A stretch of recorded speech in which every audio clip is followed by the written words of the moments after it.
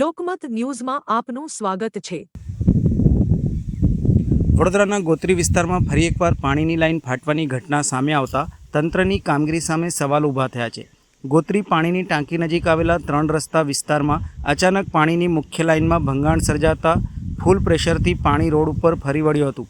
ઘટનાના પગલે થોડા સમયમાં સમગ્ર રસ્તો પાણીથી છલકાઈ ગયો હતો અને વાહન ચાલકોને ભારે હાલાકીનો સામનો કરવો પડ્યો હતો। સ્થાનિકોના આક્ષેપ મુજબ લીકેજના કારણે લાખો ગેલન જેટલા અમૂલ્ય પાણીનો વેડફાટ થયો હતો।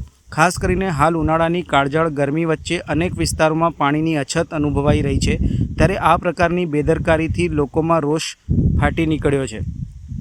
2 દિવસ પહેલાં પણ આ જ વિસ્તારમાં પાણીની લાઇનમાં લીકેજ સર્જાયું હતું, છતાં પણ કાયમી ઉકેલ ન લાવવામાં આવતા લોકોમાં અસંતોષ જોવા મળ્યો હતો। સ્થાનિક રહીશોએ જણાવ્યું હતું કે વારંવાર પાણીની લાઇન ફાટવાની ઘટનાઓ માત્ર પાણીનો બગાડ જ નથી કરતી, પરંતુ રસ્તાઓને પણ નુકસાન પહોંચાડે છે અને અકસ્માતની ભીતિ ઊભી કરે છે।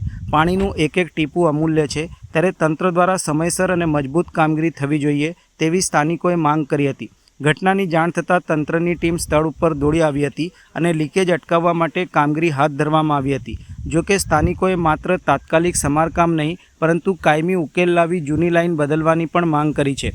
ઉનાળાની ઋતુમાં પાણીને બચાવવા અંગે સરકાર અને તંત્ર દ્વારા જાગૃતિ અભિયાન ચલાવવામાં આવે છે, ત્યારે બીજી તરફ આવી ઘટનાઓમાં હજારો લીટર પાણી રોડ ઉપર વહી જતું હોવાના કારણે લોકોમાં સવાલ ઉઠી રહ્યા છે કે પાણી બચાવવાનો સંદેશ માત્ર સામાન્ય જનતા માટે જ છે કે તંત્ર માટે પણ।